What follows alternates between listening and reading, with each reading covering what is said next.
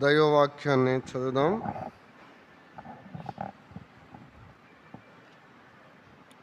ప్రకటన గ్రంథం 1వ అధ్యాయం 18 నుండి మనం చదువుకుందాం. ప్రకటన గ్రంథం 1వ అధ్యాయం 18వ వచనం. నేను మొదటివాడను, కడపటివాడను, జీవించువాడను. మృతుడనైతిని గాని ఇదిగో యుగయుగములు సజీవుడనై ఉన్నాను. మరియు మరణము యొక్కయు పాతాళలోకము యొక్కయు తాళపు చెవులు నా స్వాధీనములో ఉన్నవి. కాగా నీవు చూచిన వాటిని, ఉన్న వాటిని, వీటి వెంట కలగబోవు వాటిని, అనగా నా కుడి చేతిలో నీవు చూసిన 7 నక్షత్రములను గూర్చిన మర్మమును, ఆ 7 సువర్ణ దీప స్తంభముల సంగతియు రాయము. ఆ 7 నక్షత్రములు 7 సంఘములకు దూతలు, ఆ 7 దీప స్తంభములు 7 సంఘములు. 2వ అధ్యాయం. ఎఫెసులో ఉన్న సంఘపు దూతకు ఇలాగు రాయము. 7 నక్షత్రములు తన కుడి చేత పట్టుకొని 7 దీప స్తంభముల మధ్య సంచరించువాడు చెప్పు సంగతులేమనగా, నీ క్రియలను, నీ కష్టమును, నీ సహనమును నేను ఎరుగుదును. నీవు దుష్టులను సహింపలేవనియు, అపోస్తలులు కాకయే తాము అపోస్తలమని చెప్పుకుని వారిని పరీక్షించి వారు అబద్ధికులని నీవు కనుగొంటివనియు, నీవు సహనము కలిగి నా నామము నిమిత్తము భారము భరించి అలయలేదనియు నేను ఎరుగుదును. అయినను మొదట నీకుండిన ప్రేమను నీవు వదిలితివని నేను నీ మీద తప్పు ఒకటి మోపవలసి ఉన్నది. నీవు ఏ స్థితిలో నుండి పడితివో అది జ్ఞాపకము చేసుకొని మారు మనస్సు పొంది ఆ మొదటి క్రియలను చేయము. అట్లు చేసి నీవు మారు మనస్సు పొందితేనే సరి, లేని ఎడల నీ యొద్దకు వచ్చి నీ దీపస్తంభమును దాని చోట నుండి తీసివేతను. అయితే ఈ ఒకటి నీలో ఉన్నది, నికోలాయితుల క్రియలు నీవు ద్వేషించుచున్నావు. నేను కూడా వీటిని ద్వేషించుచున్నాను. చెవి గలవాడు ఆత్మ సంఘములతో చెప్పు మాట వినుగాక. జయించువానికి దేవుని పరదైసులో ఉన్న జీవవృక్ష ఫలములు భుజింపనెత్తును. ప్రార్థన. కృపా సత్య సంపూర్ణుడు అయిన మా దేవా, మీ అద్వితీయమైన అతి శ్రేష్టమైన నామమునకు స్తుతులు, స్తోత్రములు నాయన. మా గొంతులో జీవాన్నుంచి మరి యొక్క పరిశుద్ధ దినం, పునరుద్ధాన దినం, మీ సన్నిధావరణంలో కూడి మిమ్మను పూజించుటలో, గణపరచుటలో, ఆరాధించి హెచ్చించుటలో మీరు చూపిన కృపకై మీకు వందనాలు. యోగ్యమైన రీతిలో మరి ఎక్కువగా మిమ్మను స్తుతించుటకు, ఆరాధించుటకు మీ సహాయము కొరకై వేడుతున్నాం. ప్రభువా, మీరే మమ్మను నడిపించండి. మీ నామానికి మహిమ కలిగించుకునండి. దివ్యమైన మీ లేఖన భాగములను చదివి దయగల మీ మాట కొరకై ఆశతో ఎదురు చూస్తున్నాం. దూరముగా దగ్గరగా వింటున్న మా అందరితో మీరు మాట్లాడి మీ నామానికి మహిమ కలిగించుకొనమని యేసుక్రీస్తు ప్రభు దివ్య నామమున వినయులమై ప్రార్థన చేయుచున్నాము తండ్రి. ఆమేన్. చేరువచ్చిన మీ అందరికీ ప్రభు అయిన యేసుక్రీస్తు నామమున వందనాలు. ప్రకటన గ్రంథములో నుండి దేవుని వాక్యాన్ని మనం క్రమంగా ధ్యానం చేస్తూ వస్తున్నాం. ప్రియులారా, 1వ అధ్యాయంలో కొన్ని సంగతులను మనం ధ్యానం చేస్తూ వచ్చాం. 18, 19 చివరి 2 వచన భాగాలను మనం చదువుకున్నాం. 18వ వచనములో ఆయన స్థానము చెప్పబడింది. ఆయన జీవాన్ని గురించి చెప్పబడింది. ఆయన అధికారమును గూర్చి చెప్పబడింది. 3 మాటలు. 18వ వచనములో నేను మొదటివాడను అన్నాడు. ఆయన స్థానం మొదటి స్థానం. ఆయన మొదటివాడు. ఆయన పేరే యెహోవా. యెహోవా అన్న పేరుకు అర్థం ఆయన మొదటివాడు, ఆయన కడపటివాడు, ఆయన జీవించువాడు అన్న పేరు ప్రియులారా. యెషయా గ్రంథం 41వ అధ్యాయం 4వ వచనం. యెషయా గ్రంథం 41వ అధ్యాయం 4వ వచనం. ఎవడు దీన్ని ఆలోచించి జరిగించును, ఆది నుండి మానవ వంశములను పిలిచిన వాడినైనా యెహోవా నగు నేనే. యెహోవా నగు నేనే, నేను మొదటి వాడను, కడపటి వాడను, ఉన్నవాడను. ప్రియులరా, ఆయన మొదటివాడు. యెహోవా నగు నేనే మొదటివాడను. ఆయన స్థానం ద ఫస్ట్ ప్లేస్. ఆయన మొదటివాడు ప్రియులరా. ఆయన యొక్క స్థానాన్ని జ్ఞాపకానికి తెస్తుంది. ఆయన మొదటివాడు. అక్కడే చదువుదామా 18వ వచనం. ప్రకటన గ్రంథం 1వ అధ్యాయం 18వ వచనం. నేను మొదటి వాడను, కడపటి వాడను, జీవించువాడను, మృతుడనైతిని గాని ఇదిగో యుగయుగములకు సజీవుడనై ఉన్నాను. ఆయన చనిపోయాడులే కానీ యుగయుగములకు సజీవుడు. ప్రియులరా, మన కొరకై ఆయన మానవునిగా ఈ లోకానికి దిగివచ్చి మన నిమిత్తమై ఆయన బలి అయిపోయాడు. ఆయన ప్రాణము పెట్టాడు, తన రక్తాన్ని మన కొరకై చిందించాడు. కానీ ఆయన ఎవరు అంటే యుగయుగములకు సజీవుడు. దేవునికి మరణం ఉంటుందా? దేవునికి అంతముంటుందా? దేవుడంటేనే మరణము లేనివాడు, దేవుడంటేనే చావు లేనివాడు, యుగయుగములకు సజీవుడాయన. ఆయన మన నిమిత్తమై శరీరధారిగా ఈ లోకానికి వచ్చాడు. భౌతికమైన ఈ దేహంతో ఈ లోకానికి వచ్చాడు కనుక మన కొరకు ఆయన చనిపోయాడు. ఈ శరీరానికి మరణం ఉంటుంది ప్రియులారా. హెబ్రీ పత్రికలో మాటలు ఉన్నాయి. మొదటి మరణం అన్న మాట, ప్రతి మనుషుడు చనిపోవలసిందే, ఇది సహజం అన్న మాటలు హెబ్రీ పత్రికలో మనం చూడగలం. ఆయన మన కొరకు శరీరునిగా ఈ లోకానికి వచ్చి మన నిమిత్తం ఆయన చనిపోయాడులే కానీ దేవునికి ఏమి లేదు, చావు లేదు, మరణము లేదు. ఆయన యుగయుగములకు సజీవుడైన దేవుడు. ఆయన నిత్యుడు, ఆయన మొట్టమొదటివాడు, ఆయన అద్వితీయుడు. రెండవ మాట, ఆయన నిత్యుడు, హిస్ ఎటర్నల్ క్రైస్ట్. ఆయనకు చావు లేదు ప్రియులారా. ఆయన నిత్యుడు, ఎప్పటికీ ఆయన జీవిస్తూనే ఉన్నాడు. చదువుదామా అక్కడే 18వ వచనం. మరియు మరణము యొక్కయు పాతాళ లోకము యొక్కయు తాళపు చెవులు నా స్వాధీనములో ఉన్నవి.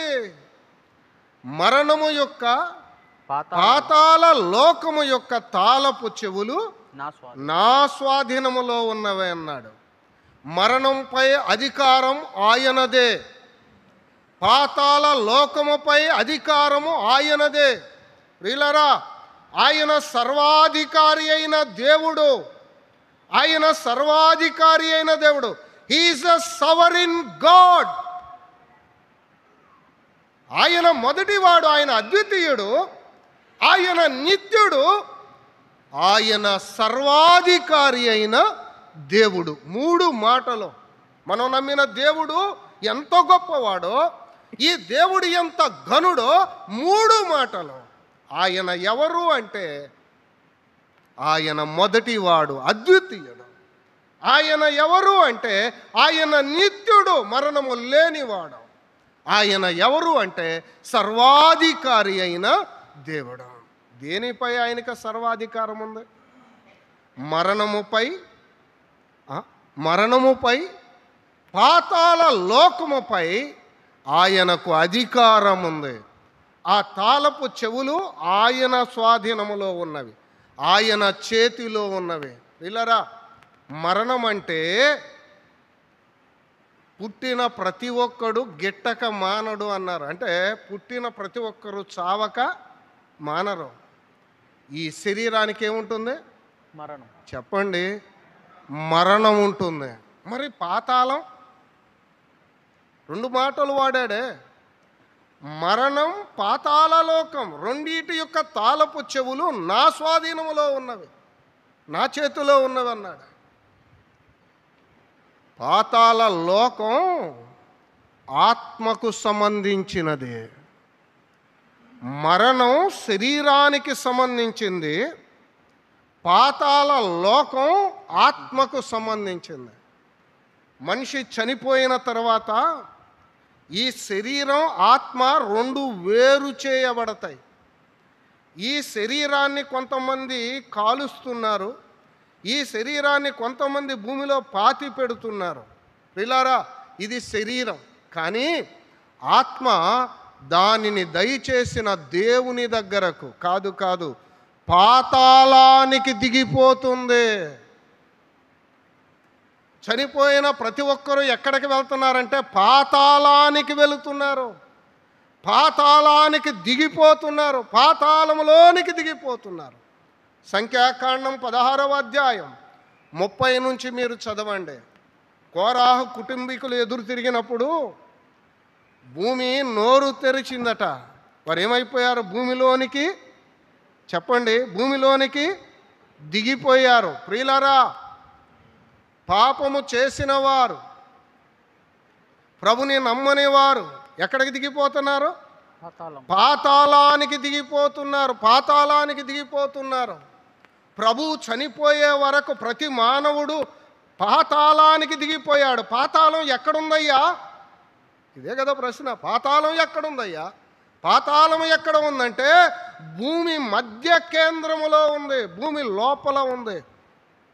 భూమి లోపల మధ్య కేంద్రములో పాతాళం ఉంది. ప్రియులారా, చనిపోయిన వారందరూ పాతాళానికి దిగిపోయారు, పాతాళానికి వెళ్ళిపోయారు. ఆ పాతాళములో 2 భాగాలు ఉన్నాయి. దేర్ ఆర్ 2 కంపార్ట్మెంట్స్ అన్నారు. 2 కంపార్ట్మెంట్స్ ఉన్నాయట. పాతాళములో 2 భాగాలు ఉన్నాయి. లూకాసు వార్తలో మీరు చదివే ఉంటారు. 16వ అధ్యాయంలో ఆ మాటలు మనం చూడగలం. ప్రియులారా, ధనవంతుడు, దరిద్రుడు, ఒకడు చనిపోయి పాతాళానికి దిగిపోయి అక్కడ వేదన పొందుతున్నాడు, ఒకడు చనిపోయి అబ్రహాము రొమ్మున ఆనుకొని నిత్య విశ్రాంతికి వెళ్ళిపోయాడు. 2 కంపార్ట్మెంట్స్. పాతాళంలో కూడా 2 భాగాలు ఉన్నాయి. ఒకటి వేదనకరమైన స్థలం, 2 విశ్రాంతి, నెమ్మది కలిగిన స్థలం. అందరు ఎక్కడికి వెళ్ళిపోయారంటే పాతాళానికి దిగి వెళ్ళిపోయారు. ప్రభువు వారు కూడా చనిపోయి ఆకాశ మధ్యము, భూమధ్యము, భూగర్భములోనికి ఆయన 3 దినాలు ఉన్నారు. ఆయన కూడా వెళ్ళి ఆ పరదైసులో, అదే పరదైసు, ఆ పాతాళములో నెమ్మది పొందుతున్నారే వారిని అలా పట్టుకొని పరలోకానికి వెళ్ళిపోయారు. ఈ పాతాళానికి దిగిపోయిన భక్తులందరి యొక్క ఆత్మలను ఆయన పట్టుకొని వారిని తీసుకొని పరలోకానికి ఎక్కి వెళ్ళారు. ఇప్పుడు పరదైసు లేదు. చనిపోయిన ప్రతి మానవుడు నేడు డైరెక్ట్గా పరలోకానికి వెళ్ళిపోతున్నారు. వారి ఆత్మలు, భక్తుల యొక్క ఆత్మలు పరలోకానికి వెళ్ళిపోతూ ఉన్నాయి. వీళ్ళరా, ఆ సంగతులను గూర్చి మనం చూడగలం. రండి, హెబ్రీలకు రాసిన పత్రిక 2వ అధ్యాయం 1 వచనమే మనం అలా చదివి ముందుకు వెళ్దాం. హెబ్రీ పత్రిక 2వ అధ్యాయం 14వ వచనం. హెబ్రీ పత్రిక 2వ అధ్యాయం 14వ వచనం. కాబట్టి ఆ పిల్లలు రక్తమాంసములు గలవారైనందున ఆ ప్రకారమే మరణము యొక్క బలము గలవానిని అనగా అపవాదిని మరణం ద్వారా నశింపజేయుటకును జీవితకాలమంతా మరణ భయము చేత దాస్యమునకు లోబడిన వారిని విడిపించుటకును ఆయన రక్తమాంసములలో పాలివాడాయను. అపవాదిని ఓడించాడు, మరణము యొక్క తాళపు చెవి ఆయన తీసుకున్నాడు. అప్పుడు వరకు మరణంపై అధికారం ఎవరిది? ఆయన చనిపోయే వరకు మరణంపై అధికారం అపవాదిదే. ఆయన చనిపోయి తిరిగి లేచుట ద్వారా అపవాదిని ఓడించి, మరణాన్ని ఓడించి, అపవాది చేతిలో ఉన్న తాళపు చెవి ఆయన తీసుకున్నాడు. ఇప్పుడు మరణంపై అధికారం ఎవరిది? ఆయనదే. ఆయన అనుమతి లేనిదే, ఆయన సెలవు లేనిదే ఏ మానవుడు మరణాన్ని పొందలేడు. మరణంపై అధికారం ఆయనదే. ప్రియులారా, మీరు ఏమైనా చెప్పండి, ఎలా చనిపోయాడనైనా చెప్పండి, ఆయన సెలవు లేనిదే మరణము రాదు రాదు రాదు. మరణంపై అధికారము కలిగిన వాడు, పాతాళ లోకముపై అధికారము కలిగిన వాడు, ఆ పాతాళ లోకములో ఉన్న భక్తులను తీసుకొని పరలోకానికి ఎక్కి వెళ్ళాడు. ప్రియులారా, పాతాళ లోకముపై, మరణంపై అధికారము కలిగిన సర్వాధిపతి అయిన దేవుణ్ణి నమ్ముకున్నావా? మరణ భయము నుంచి విడిపించబడ్డావా? నిత్య జీవం, పరలోకం, ప్రభువు దగ్గరికి వెళ్ళే మార్గాన్ని పొందుకున్నావా? ఇది మిక్కిలి అనుకూలమైన సమయం. ప్రభువు నిన్ను ప్రేమించి నీతో మాట్లాడుతున్నాడు. మరణంపై అధికారము నాదేనయ్యా, పాతాళ లోకముపై అధికారము నాదేనయ్యా, పరలోకానికి మిమ్మల్ని చేర్చగల ఏకైక దేవుడని నేనేనని తన వాక్యము ద్వారా ఈ ఉదయకాలం ప్రభువు నీతో మాట్లాడుతున్నాడు. నిర్లక్ష్యము చేయకండి, ప్రభుని నమ్మండి, ఆయన బిడ్డలుగా తీర్చబడండి, పశ్చాత్తాపడండి, మీ పాపాలను ప్రభువు దగ్గర ఒప్పుకోండి. ఆయన మిమ్మల్ని క్షమిస్తాడు, నిత్య జీవానికి వారసులుగా చేస్తాడు, పాతాళము నుండి తప్పిస్తాడు. ప్రియులారా, ప్రభు రాబోతున్నాడు. పాతాళంలో పరదైసు, ఆ వేదనకరమైన స్థలం రెండు భాగాలుగా ఉన్నాయని మనం విన్నామే. రేపు అలా ఉండదు. ఆరని అగ్నిగుండం, పరలోకం, ఈ రెండిటి మధ్య మహా అగాధం. ఈ మానవుడు అటు వెళ్ళలేడు, ఆ మానవుడు ఇటు రాలేడు. పాతాళ లోక ద్వారములు సంఘము ఎదుట నిలువనేరవు అన్నాడు. పాతాళానికి ఏముంది చెప్పండి? ఏముంది? ద్వారం ఉంది. ద్వారం ఉంది, దానికి ఏముంది? తాళం ఉంది. ఆ తాళం ఎవరి దగ్గర ఉంది? దేవుని దగ్గర ఉంది. ప్రభును నమ్మావా? పాతాళ లోకపు తాళపు చెవి ప్రభువు దగ్గర ఉంది. ప్రభుని నమ్మావా? నిత్య అగ్నిగుండానికి దిగిపోతావా? ప్రభుని నమ్మి నిత్య జీవానికి వెళతావా? ఏది కావాలో నిర్ణయించుకో. ఆ తాళపు చెవి కలిగిన దేవుడు నీతో మాట్లాడుతున్నాడు. ఈ ఉదయకాలం ప్రభువా పాపిని అని ఒప్పుకుంటే నిత్య జీవం. ఇంతకంటే ఏం కావాలి? నోటితో ప్రభు అని ఒప్పుకుంటే చాలు, నిత్య జీవం దొరుకుతుంది, పరలోక రాజ్యము దొరుకుతుంది. వాయిదా వేయకండి, ప్రభుని నమ్మండి. నీ జీవం ఏ పాటిది? ఇంతలో కనబడి అంతలో మాయమయ్యే ఆవిరి వంటిది కాదా? ఎప్పుడు వెళ్ళిపోతామో, ఈ లోకాన్ని ఎప్పుడు విడిచిపెడతామో మనకి తెలియదు. ప్రియులారా, ఈరోజు మాతో పాటు కాలేజీకి వచ్చారు, రేపొద్దున లేరు అంటే మేము ఆశ్చర్యపోయాం. ఏ రోగము లేదండి, ఏ నొప్పి లేదు, ఏ రోజు మేము హాస్పిటల్కి పోలేదన్నారు. నిజమే, కనిపిస్తే బాగా పలకరిస్తారే. నిన్న కూడా కనపడ్డాడే, నిన్న మాట్లాడామే, అయ్యో కలిసి కూర్చొని మాట్లాడుకున్నాం, ఇవాళ లేడా? ఆశ్చర్యం ప్రియులారా. మధ్యరాత్రి వేళలో ఆ ప్రాణం అలాగే వెళ్ళిపోయింది. ఏ రోజు వెళ్ళిపోతావో నీకు తెలీదు. ప్రియ స్నేహితుడా, ప్రభుని నమ్ముకో, ఆయన బిడ్డగా చేయబడు, నిత్య జీవానికి వారసులుగా. ఆరని అగ్నిగుండం మహా వేదనకరమైన స్థలం ఒకవైపు, నిత్య జీవం నెమ్మది కలిగిన స్థలం మరొక వైపు. ఈ మధ్యలో మహా అగాధం. చచ్చాక చూద్దాంలే, తక్కిడు బిక్కుడు అంటున్నారు. తక్కిడు లేదు, బిక్కిడు లేదు. చచ్చాక నిత్య నరకాగ్నే. నీ గొంతులో జీవం ఉండగానే ప్రభుని నమ్ముకో, దీపం ఉండగానే విల్లు చక్కబెట్టుకో, ప్రభువు బిడ్డగా చేయబడు, ఆయన నమ్ము. సర్వాధిపతి అయిన దేవుడు నీతో మాట్లాడుతున్నాడు. దాటి వెళ్దాం రండి. ప్రకటన గ్రంథం 1వ అధ్యాయం 19వ వచనం చదువుదామా? 19వ వచనం. కాగా నీవు చూచిన వాటిని ఉన్న వాటిని వీటి వెంట కలగబోవు వాటిని అనగా నా కుడి చేతిలో నీవు చూసిన 7 నక్షత్రములను నక్షత్రముల సంగతియు మర్మమును ఆ 7 సువర్ణ దీప స్తంభముల సంగతియు రాయుము.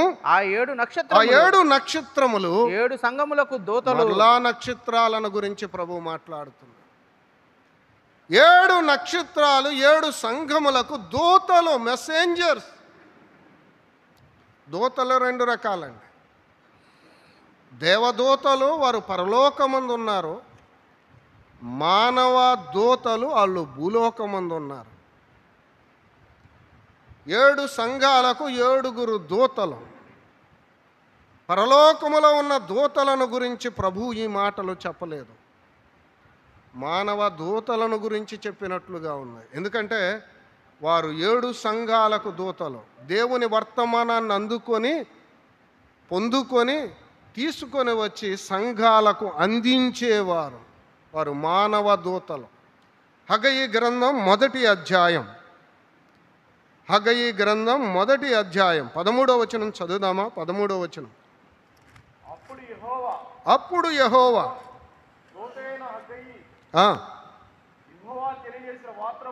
వార్తను బట్టి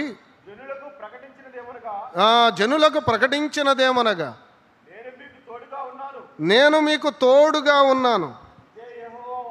ఇదే యెహోవా వాక్కు. అక్కడ హగ్గయి మానవ దూతగా ఉన్నాడు. లేఖనాలలో ఆ మాటలు మనం చూడగలం ప్రియులారా. ప్రకటన గ్రంథం 2వ అధ్యాయం 10వ వచనం. 2వ అధ్యాయం 10వ వచనం. ఇదిగో మీరు శోధింపబడినట్లు అపవాది మీలో కొందరిని చెరలో వేయింపబోచున్నాడు. 10 దినములు శ్రమ కలుగును. మరణము వరకు నమ్మకముగా ఉండుము. అక్కడ అపవాది అన్న చోట నంబరేసి కింద రాశారు. ఏమని ఉంది? సాతాను. ప్రియులారా, ఆ మాటలు మనం చదువుతున్నప్పుడు మరణం వరకు నమ్మకంగా ఉండమని దేవుడు సెలవిస్తున్నాడు. మరణం వరకు నమ్మకంగా ఎవరుంటారు? దేవదూతలు ఉంటారా? చెప్పరే. దేవదూతల నమ్మకంగా ఉండేది ఏంటండి? దేవదూతలు మరణం వరకు నమ్మకంగా ఉండమని దేవదూతలకు దేవుడు చెప్పడు. వీళ్ళెవరు చెప్పండి? వీళ్ళెవరు?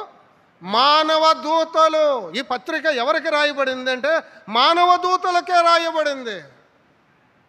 ఫిలిప్పీ పత్రికలో కూడా మాటలు ఉన్నాయి ప్రియులారా. ఫిలిప్పీ పత్రిక 2వ అధ్యాయం 25వ వచనం. ఫిలిప్పీ పత్రిక 2వ అధ్యాయం 25వ వచనం. మరియు నా సహోదరుడు జత పనివాడును నా తోటి యోధుడను మీ దూత అన్నాడు. ఏ దూత? ఫిలిప్పీ సంఘానికి దూత, మీ దూత అన్నాడు. అంటే మానవులకే దూత అన్న పదాన్ని ఉపయోగించారు ప్రియులారా. కొరింథీయులకు రాసిన 2వ పత్రిక 8వ అధ్యాయం 23వ వచనం. కొరింథీయులకు రాసిన 2వ పత్రిక 8వ అధ్యాయం 23వ వచనం. తీతు ఎవరైనా అడిగిన అడిగిన ఎడల అతడు నా పాలివాడును మీ విషయములో నా జత పనివాడునై ఉన్నాడనియు మన సహోదరులు అడిగిన ఎడల వారు సంఘముల దూతలు. వీళ్ళు ఎవరంటే మానవ దూతలే, మెసెంజర్స్. మీరు ఏమైనా చెప్పండి, దేవుని వర్తమానాన్ని అందుకొని మనకు అందించేవారు, ప్రభువు దగ్గర పొందుకొని మనకు తీసుకొని వచ్చి అందించేవారు. వీరు సంఘాలకు దూతలు, వీళ్ళు మానవ దూతలు, దేవదూతలు కాదు ప్రియులారు. ఆ మానవ దూతలు ఎవరి చేతిలో ఉన్నారంటే దేవుని చేతిలో ఉన్నారు, దేవుని చేత వాడబడుతున్నారు. గత వారం మనం ఆలోచన చేశాం. వారు దేవుని చేత ఉపయోగించబడేవారు, దేవుని చేత నియంత్రించబడేవారు, దేవుని చేత కాపాడబడేవారు. వీరు మానవ దూతలే కానీ దేవుని చేతిలో ఉపయోగించబడుతున్నారు. అందుకనే సంఘములకు దూతలు అన్న పదాన్ని ఉపయోగించారు. ప్రకటన గ్రంథం 2వ అధ్యాయం 1వ వచనాన్ని చదువుదాం. ఎఫెసులో ఉన్న సంఘపు దూతకు ఎలాగు రాయము. ఎఫెసులో ఉన్న సంఘపు దూతకు ఎలాగు రాయము. ప్రియులారా, 7 సంఘాలు, 7 సంఘాలకు 7 దూతలు, 7 సంఘాలకు 7 ఉత్తరాలు, 7 దీపస్తంభాలు, 7 నక్షత్రాలు, 7 సంఘాలు, 7 సంఘాలకు దూతలు, 7 సంఘాలకు లేఖలు, 7 దర్శనాలు, 7 వాగ్దానాలు, 7 అన్న పదం మనకు కనబడుతుంది. 7 అనగా అది సంపూర్ణమైన సంఖ్య, అది పరిపూర్ణతకు గుర్తు. It's a complete number. It's not only the perfect number, it's a complete number. 7 అనేది సంపూర్ణతకు గుర్తుగా ఉంది. కొంచెం మర్మమైన సంగతులు మనం అర్థం చేసుకోవడానికి ప్రయత్నం చేయాలి, కొంచెం మనస్సు పెట్టాలి ప్రియులారా. 2వ అధ్యాయం 1వ వచనం. ఎఫెసులోనున్న సంఘపు దూతకు ఇలాగు రాయము. ఏ సంఘం? ఎఫెసులో ఉన్న సంఘపు దూత. ఎఫెసులో ఉన్న సంఘపు దూతకు ఇలాగు రాయము.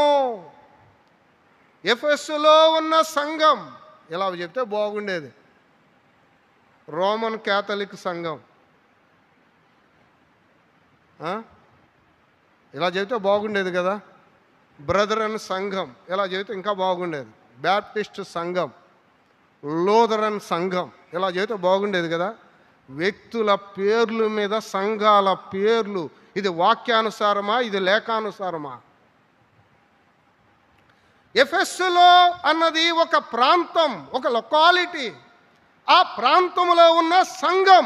దేవుడు ఏమని రాస్తున్నాడంటే, ఎఫెసులో ఉన్న సంఘపు దూతకు ఇలాగు రాయము. వ్యక్తుల పేర్లు, సంస్థల పేర్లు, మనుషుల పేర్లు సంఘాలకు ఉండకూడదు. ఇది లేఖనానుసారం కాదు ప్రియుల. ఏది లేఖనానుసారం? ఆ ప్రాంతములో ఉన్న సంఘానికి ఆ ప్రాంతము యొక్క పేరు. మా అన్న దైవ సేవకుడు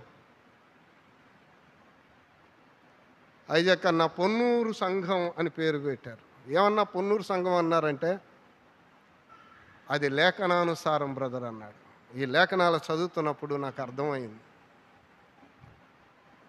మీరు చదవండి కింద, 7 సంఘాలు ఆ ప్రాంతాల పేర్లతో పెట్టబడ్డవే కానీ వ్యక్తుల పేర్లు లేనే లేవు ప్రియుల.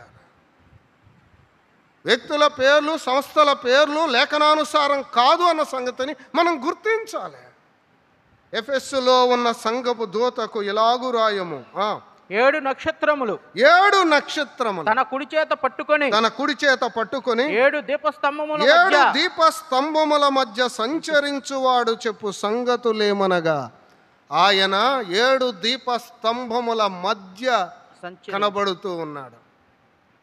మీరు చెప్పండి, ఆ సంఘముల మధ్యలో ప్రభు ఉన్నాడంటే ఆ సంఘాలను ఆయన పరిశీలిస్తున్నాడు, ఆయన పరిశోధిస్తున్నాడు. అమ్మ మళ్ళా చెప్తున్నా, సంఘం అంటే నాకు కాదు అనుకుంటారు చాలామంది. మీరు జాగ్రత్తగా వినండి. సంఘం అంటే గోడలు కాదు, సంఘం అంటే నువ్వు నేను, మనమే. నమ్మిన మనమే, ఆయన ఆరాధిస్తున్న మనమే, ఆయన భక్తులమని చెప్పుకుంటున్న మనమే ఆయన సంఘం. మనతోనే ప్రభు మాట్లాడుతున్నాడు.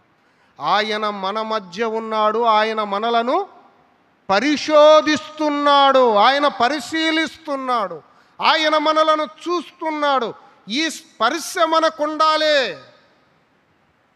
మనది ఎలా ఉండేదంటే, పిల్లి కళ్ళు మూసుకొని పాలు తాగిద్దట, నన్ను ఎవరు చూడలేదు అనుకునేదట. అసలు తాగేటప్పుడు కళ్ళు మూసుకొనే తాగిద్ది, ఎవరొచ్చింది కూడా దానికి తెలియదు. మన పరిస్థితి కూడా అలాగే ఉంది. నేను చేసేది ఎవరికి తెలియదులే, నేను నడిచేది ఎవరికి తెలియదులే, నేను మాట్లాడేది ఎవరికి తెలియదులే, నా ఉద్దేశాలు ఎవరికి కనబడటం లేదులే అని మనం అనుకుంటున్నాం. కానీ దేవుడు అంటున్నాడు, నేను మిమ్మల్ని పరిశోధిస్తున్నాను, నేను మిమ్మల్ని పరీక్షిస్తున్నాను, నేను మిమ్మల్ని చూస్తున్నాను అని ఈ ఉదయకాలం ప్రభు మనతో మాట్లాడుతున్నాడు. ఎలా ఉండాలి? జాగ్రత్త కలిగి ఉండాలి. భయంతో వణుకుతో దేవుని సంఘములో జాగ్రత్త కలిగిన మనం నడుచుకోవాలి, క్రమశిక్షణ కలిగి మనం నడుచుకోవాలి. ఇష్టానుసారమైన జీవితాన్ని వదిలి ప్రభువుకు యోగ్యమైన జీవితం మనం కలిగి ఉండాలి. సంఘముల మధ్య సంచరిస్తున్న ప్రభు దాటి వెళ్తున్నాను. రండి, 2వ అధ్యాయం 2వ వచనం. నీ క్రియలను, నీ క్రియలు, నీ కష్టమును, నీ కష్టం, నీ సహనమును, నీ సహనం నేనెరుగుదును. ప్రభు యొక్క ప్రశంస. దేవుడు ఆ సంఘాన్ని ప్రశంసిస్తున్నాడు. కొన్ని విషయాలు, మెచ్చుకోదగిన విషయాలను దేవుడు ఎత్తి చూపిస్తూ ప్రశంసిస్తున్నాడు. 3 కోణాలలో, 3 ways ఆర్ 3 directions, 3 కోణాలలో ఆ ప్రశంసను మనం చూడొచ్చు. మొదట ఆ సంఘస్థులను గూర్చి ప్రశంసిస్తున్నాడు, తర్వాత ఆ సంఘమును గూర్చి ప్రశంసిస్తున్నాడు, ఆ తర్వాత ఆ సంఘం లోకంతో ఉండే విధానాన్ని బట్టి ఆయన ప్రశంసిస్తున్నాడు. 3 కోణాలు చెప్పాను. ఒకటి, ఆ సంఘస్థులను దేవుడు ప్రశంసిస్తున్నాడు.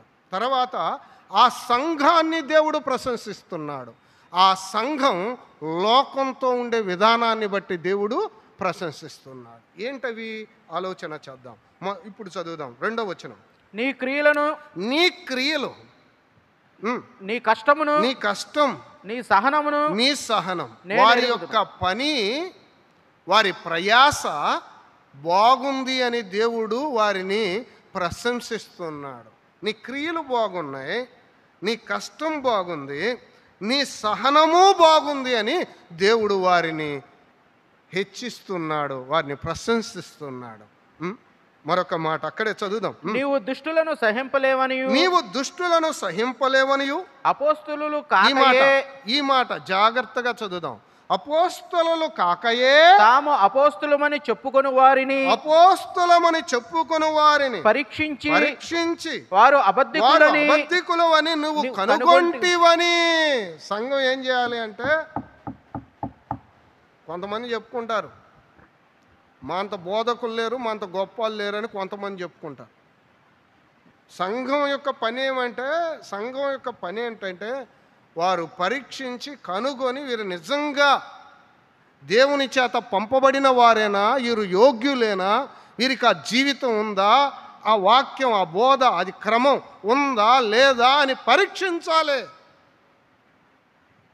ఈ సంఘం ఏం చేసిందంటే, అపోస్తలు కాకయే అపోస్తలమని చెప్పుకుని వారిని పరీక్షించి వీరు అపోస్తకులు కాదని, అబద్ధికులని గుర్తించింది. సంఘాన్ని దేవుడు ప్రశంసిస్తున్నాడు. ప్రియులారా, ఇది సంఘము పట్ల దేవుని యొక్క ప్రశంస. 3వ వచనం. నీవు సహనము కలిగి నా నామము నిమిత్తం భారము భరించి అలయలేదనియు నేనెరుగుదును. ఎంతగా ఓర్చుకున్నారో, ఎంతగా సహించారో. ప్రియులారా, మనం లోకంలోనికి వెళితే సువార్త ప్రకటిస్తుంటే ఎన్ని వ్యతిరేకతలు, ఎన్ని తిరస్కారాలు, ఎన్ని నెట్టివేతలు, ఎన్ని తిట్లు, ఎంత హేళన, ఎన్ని ఉన్నాయో వాటన్నిటినీ మనం సహనంతో, చెప్పండి ఏం చేయాలి? ఓర్చుకోవాలి, సహనంతో భరించాలి, ఓర్పు కలిగి ఉండాలి. లోకం పట్ల, లోక వ్యతిరేకత పట్ల మనం ఓర్పు కలిగి ఉండాలి. 3 కోణాలు చెప్పాను. ఒకటి, వారి క్రియలను బట్టి దేవుడు వారిని హెచ్చించాడు. సంఘముగా వారు అపోస్తలు అయిన వారు కాని వారిని గుర్తించి వీరు అపోస్తలు కాదని గుర్తించారు. అందును బట్టి సంఘముగా వారిని దేవుడు ప్రశంసించాడు. 3వ మాట, లోకం పట్ల వారు సహనం కలిగి ఉన్నారు, భరించారు, అందుకని దేవుడు వారిని ప్రశంసిస్తున్నాడు. దాటి వెళ్తున్నాను, మన సమయం లేదు. 4-5 వచనాలు చదువుదామా? 4వ వచనం. అయినను మొదట నీకుండిన ప్రేమను నీవు వదులుతువని దేవుడు వారి మీద మోపుతున్న నింద. మెప్పే కాదు, మెచ్చుకునే దేవుడు లోపాన్ని కూడా, చెప్పండి, ఎత్తి చూపుతున్నాడు. ఏంటంట వారిలో ఉన్న లోపం? మొదట నీకుండిన ప్రేమను నీవు వదిలితివి. ప్రియులారా, ఎంత విచారం అంటే, ఎంతగా వారు దిగజారిపోయారంటే ఎఫెస్సి పత్రిక రాసేటప్పుడు పౌలు అన్నాడు, ఎఫెస్సులో ఉన్న విశ్వాసులందరికీ అని రాశాడండి. ఎక్కడ ప్రభు అంటున్నాడు, సంఘపు దూతకు ఎలాగూ రాయము. ప్రభు ఎవరితో మాట్లాడుతున్నారు? సంఘపు దూతతో మాట్లాడుతున్నాడు, విశ్వాసులతో కాదు. ఈ విశ్వాసులు వెనుకబడిపోయారు, ఆధ్యాత్మికంగా దిగజారిపోయారు, వారు పతనమైపోయారు.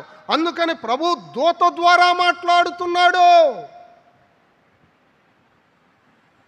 ఆయన విశ్వాసులందరినీ అడ్రస్ చేయకుండా ఆ సంఘపు దూతకు ఆయన అడ్రస్ చేస్తున్నాడు. కారణం ఏమంటే వారు ఆధ్యాత్మికంగా వెనుకబడిపోయారు, వెనుదీశారు, వారు తగ్గిపోయారు.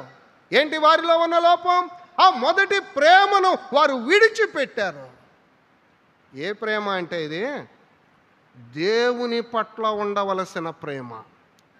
సంఘం ప్రభు పట్ల ప్రేమ చూపించలేదు. అమ్మ వినండి, కార్యక్రమాలు ఉన్నాయి, క్రియలు ఉన్నాయి, పనులు ఉన్నాయి, చాలా పనులు ఉన్నాయి, చాలా కార్యాలు ఉన్నాయి, క్రియలు అనేకం జరుగుతున్నాయి, కానీ ఏమి లేదు?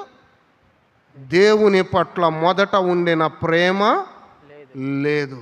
ప్రియులారా, జ్ఞానం ఎంతైనా ఉండొచ్చు, జ్ఞానం ఎంతైనా ఉండొచ్చు, ఆధ్యాత్మికమైన జ్ఞానం, వాక్యానుసారమైన జ్ఞానం, లేఖనానుసారమైన జ్ఞానం ఎంతైనా ఉండొచ్చు.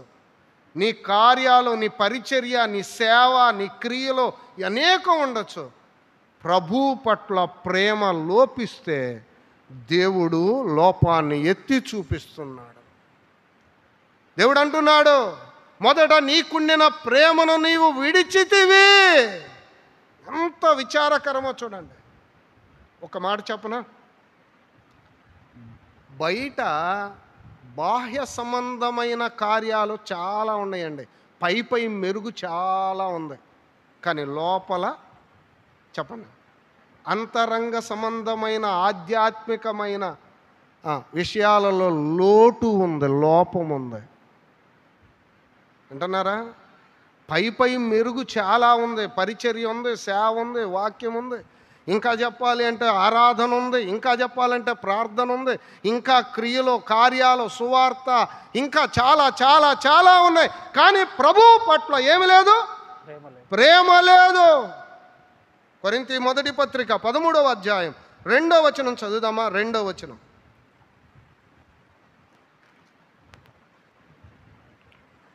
ప్రవశించు కృపావరం కలిగి మర్మములన్నీ జ్ఞానమంతయు ఎరిగిన వాడినైనను, కొండలను పెకిలింపగల పరిపూర్ణ విశ్వాసం గలవాడినైనను, ప్రేమ లేని వాడినైతే నేను వ్యర్థుడను.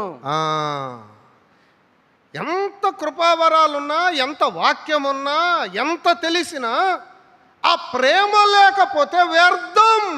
అమ్మా, ప్రభుని ప్రేమిస్తున్నారా? ప్రభు పట్ల ప్రేమ ఉందా? ఆ మొదటి ప్రేమను మనం విడిచిపెట్టామా? ఒక్కసారి మనల్ని మనం పరీక్షించుకుందాం. ఎక్కడ లోపం ఉందో దిద్దుకుందాం. ప్రభు మనతోనే మాట్లాడుతున్నాడు. బాహ్య సంబంధమైన క్రియలు ఉన్నాయి, కార్యాలు ఉన్నాయి, సేవ, పరిచర్య, ఆత్మ సంబంధమైన జ్ఞానం అనేకం ఉన్నాయిలే, కానీ ఏమీ లేదు అంటే ఆ సంఘములో ప్రభు పట్ల ప్రేమ లేదు. ఎంత విచారకరమో. దాటి వెళ్దాం. 2వ అధ్యాయం, నాతో కలిసి రండి. ప్రకటన గ్రంథం 2వ అధ్యాయం 5వ వచనం. నీవు ఏ స్థితిలో నుండి పడితివో. దేవుడు పునరుద్ధరణ ఎలాగో చెప్తున్నాడండి. పడిపోయిన వారు ఎలా తిరిగి లేవాలో, పునరుద్ధరణ ఎలా పొందుకోవాలో దేవుడు చెప్తున్నారు. నీవు ఏ స్థితిలో నుండి పడితివో అది జ్ఞాపకం చేసుకొని, అది జ్ఞాపకం చేసుకొని మారు మనస్సు పొంది ఆ మొదటి క్రియలను చేయము. ఆ మొదటి క్రియలను చేయము. నువ్వు ఏ స్థితిలో నుండి పడ్డావో జ్ఞాపకం చేసుకో. ఇది ప్రతి ఒక్కరికి జ్ఞాపకానికి రావాలి. ఒకప్పుడు నేను ఎలా ఉన్నానో, నా ఆరాధన ఎలా ఉంది, నా ప్రార్థన ఎలా ఉంది, ప్రారంభ దినాలలో నేను ఎంతగా దేవుణ్ణి ప్రేమించాను, వాక్యాన్ని ఎంత ప్రేమించాను, సంఘాన్ని ఎంత ప్రేమించాను, సేవను ఎంత ప్రేమించాను, ప్రభు పట్ల ఎంత ప్రేమ చూపించాను, ఇచ్చే దానిలో, చేసే దాంట్లో ప్రభువుని ప్రార్థించే విషయంలో, ఆరాధించే విషయంలో ఎంత ఆసక్తిగా ఉన్నాను, ఇప్పుడు ఎందుకు ఇలా అయిపోయానని మన మొదటి స్థితిని మనం జ్ఞాపకానికి తెచ్చుకోవాలి. అది లేకపోతే మనలో పునరుద్ధరణ కలగదు ప్రియులారా. ఇప్పుడేం బాగానే ఉన్నానులే అనుకునే వాళ్ళకి ఎప్పటికీ పునరుద్ధరణ కలగదు అని దేవుడు జ్ఞాపకానికి తెస్తున్నాడు. నీవే స్థితిలో నుండి పడ్డావో అది జ్ఞాపకానికి తెచ్చుకో, తిరిగి ఆ మొదటి క్రియలు చెయ్యి అన్నాడండి. మళ్ళా చదువుదాం ఆ మాట. నీవు ఏ స్థితిలో నుండి పడితివో, నీవు ఏ స్థితిలో నుండి పడితివో అది జ్ఞాపకం చేసుకొని మారు మనసు పొంది. మారు మనస్సు పొందు. ఎవరికి కావాలి మారు మనసు? ఇప్పుడు కొత్త బోధ వచ్చింది, ఇప్పుడు కొత్త బోధ వచ్చింది, ఇక మారు మనసు అక్కర్లేదు.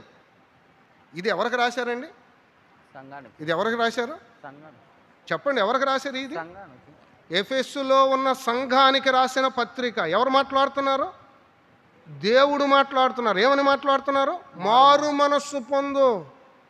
మనలో లోపం ఉందని మనకు అర్థమైనప్పుడు, ప్రభువా తప్పు అయిపోయింది, నేను విడిచిపెట్టాను, ఆ మొదటి ప్రేమను విడిచిపెట్టాను, నీ పనిని విడిచిపెట్టాను, పాపాన్ని ప్రేమించాను, ప్రభువా నన్ను క్షమించు అని అడగడం తప్ప? అయిపోయిందండి, పాపాలు ఒప్పుకున్నారు, అయిపోయింది, ఇక అడగాల్సిన అవసరమే లేదని బోధిస్తున్నారు. ఇది ఒక కొత్త బోధ. ఇది ఎక్కడ చదివామండి మనం? ఇక్కడే కదా చదివింది. నా సొంత మాటలు అయితే మీరు ఏమీ తీసుకోవాల్సిన అవసరం లేదు ప్రియులారా. ఓ ఎఫెసు సంఘమా, మారు మనస్సు పొందు, నీ మొదటి క్రియలు మళ్ళా తిరిగి చెయ్యి, ఒప్పుకో దేవుని దగ్గర, పశ్చాత్తాపడు. పశ్చాత్తాపం లేకుండా పునరుద్ధరణ లేదు, ఉజ్జీవము లేదు. చాలామంది అలాగే సోసో వెళ్ళిపోతూ ఉంటారు.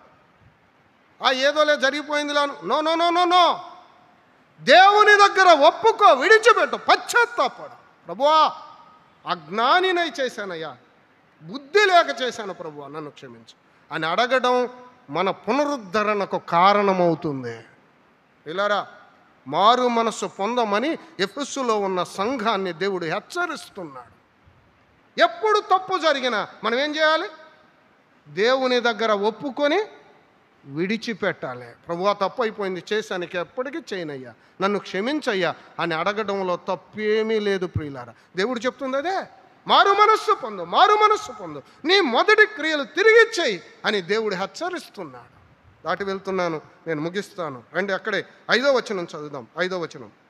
నీవు ఏ స్థితిలో నుండి పడితివో అది జ్ఞాపకం చేసుకొని, అది జ్ఞాపకం చేసుకొని మారు మనసు పొంది, మారు మనస్సు పొందితే మొదటి క్రియలను చేయము.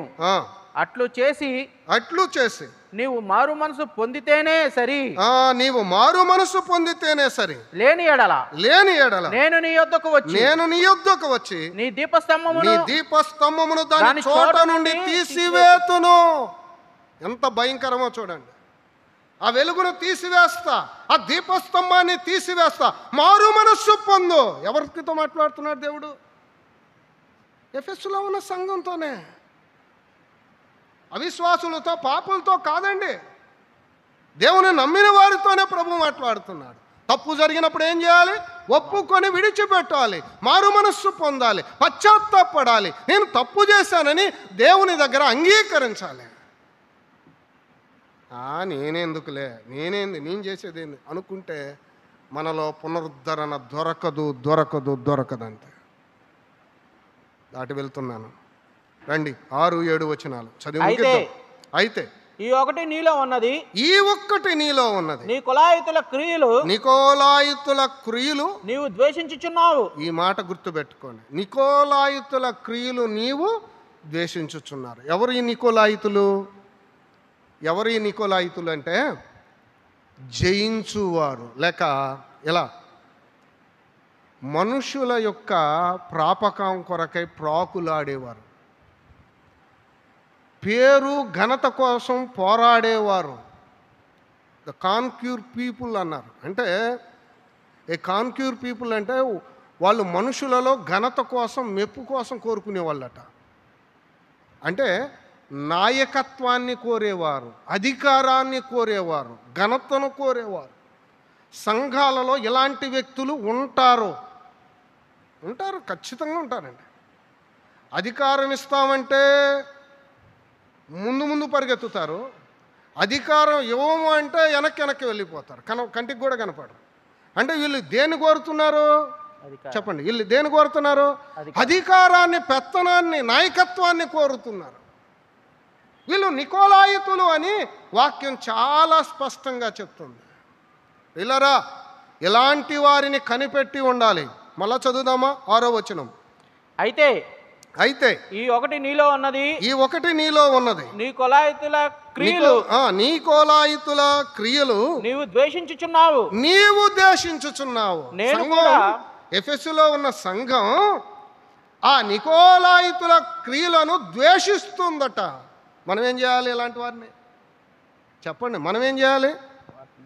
ఎవరు అధికారాన్ని కోరుతున్నారో, ఎవరు నాయకత్వాన్ని కోరుతున్నారో, ఎవరు అధికారం కొరకు, నాయకత్వం కొరకు సంఘాన్ని పాడు చేస్తున్నారో అటువంటి వారిని ద్వేషించాలి. ఏది ముఖ్యమండి? ఏది ముఖ్యం? నా పేరు, నా ఘనత, నా డబ్బు, నేను గొప్ప, సంఘం గొప్ప? సంఘమే గొప్ప. ప్రభువా, నేను నష్టపోయినా పర్లా, నేను పోగొట్టుకున్నా పర్లా, నాకేం లేకపోయినా పర్లా, సంఘం వర్ధిల్లితేదే చాలయ్యా. ఎలాంటి వ్యక్తులు సంఘానికి కావాలి? అధికారాన్ని, నాయకత్వాన్ని కోరేవారు కాదు, వాటి కొరకై సంఘాలను పాడు చేసేవారు కాదు. నికోలాయితులను నీవు ద్వేషించుచున్నావు, నేనును ద్వేషించుచున్నాను. దేవుడు కూడా వారిని ఏం చేస్తున్నాడు? ద్వేషిస్తున్నాడు. సంఘం ఆధ్యాత్మికంగా, ఆత్మీయంగా ఎదుగుదల కొరకై ప్రయాసపడేవారు, పాటుపడేవారు, సహకరించేవారు నేడు సంఘాలకు కావాలి. పెత్తనాలు చేసేవాళ్ళు, నాయకత్వం చేసేవాళ్ళు చాలామంది ఉన్నారు. వాళ్ళు మాకు అక్కరా లేదు ప్రియులారా. స్పష్టమైన దేవుని వాక్యం, నికోలాయితుల క్రియలను నీవు ద్వేషించుచున్నావు, నేనును ద్వేషించుచున్నాను అన్నాడు. మనం కూడా ద్వేషించాలి. దాటి వెళ్తున్నాను, చివరి మాట చదివి ముగిస్తాను. 2వ అధ్యాయం 7వ వచనం. చెవిగలవాడు ఆత్మ సంఘములతో చెప్పుచున్న మాట వినుగాక. అరే, ఎంతమంది కూర్చున్నాం? దేవుడేంది ఈ మాట అన్నాడు? వినుగాక అన్నాడేంది? చాలామంది భౌతికంగా కూర్చున్నారు, చెవులు తెరిసే ఉంచారులే, కానీ దేవుని వాక్యం చెవుల్లోకి మాత్రం చెప్పండి. నేను టీచర్నే కాబట్టి చెప్తా, బాడీ ప్రజెంట్, మైండ్ ఆబ్సెంట్ అని చెప్తా. భౌతికమైన శరీరంతో నేను వింటున్నానులే, కానీ ఆత్మకు ఉన్న చెవులు మూసుకొని పోయినాయి. ఈ వాక్యం ఎక్కడికి చేరటంలా? ఆత్మకు చేరటల్లా. చెవుల్లోకి వాక్యం వెళ్తుందిలే, కానీ ఆత్మలోనికి వాక్యం వెళ్ళటల్లా. పెద్ద స్పీకర్లు పెట్టాం, పెద్ద సౌండ్ పెట్టాం, ఏం ఉపయోగం అండి? వాక్యం ఎక్కడికి వెళ్ళాలా? ఆత్మ సంబంధమైన చెవులకు వినపడడంలా, మన ఆత్మకు వాక్యం అందటంలా. ఎంతకాలం వాక్యం విన్నా ప్రయోజనం లేదు. మీరు ఏమైనా అనుకోండి, ఎన్ని కూడికలకు వచ్చినా మేలు లేదు. సీనియర్లే పడిపోతున్నారు, రావట్లేదంటే ఎందుకు రావట్లేదు, ఎందుకు పడిపోతున్నారంటే వీళ్ళు ఎన్నాళ్ళు ఆత్మ సంబంధమైన చెవులు ఏం చేశారు చెప్పండి? మూసుకొని కూర్చున్నారు. వాక్యం వారికి అర్థం కాలా. కూడికలకు అన్నిటికీ వచ్చాం, వేల ప్రసంగాలు ఎన్నో కూడికల్లో పాల్గొన్నాం. ఫాక్స్ కాలం నాటి నుంచి ఉన్నానండి నేను. చాలా సంతోషం అయ్యా, వందనాలు. మరి ఏది ఆధ్యాత్మికత? ఏది ఆత్మ సంబంధమైన జ్ఞానం? ఏది వాక్యంలో లోతేది? విశ్వాసంలో, భక్తి జీవితంలో ఎందుకు ఎదగలేకపోయావు? కారణం ఏంటంటే ఆ చెవులు మనం మూతబడిపోయినాయి. పిల్లరా, నన్ను క్షమించండి. దేవుని మందిరంలో కూర్చున్న మనం ప్రతి మాట, ప్రతి పదం ఆత్మ చెవులతో వినాలి. అది మన ఆత్మను చేరాలి, మనలో ఉన్న లోపాలను అది దిద్దాలి.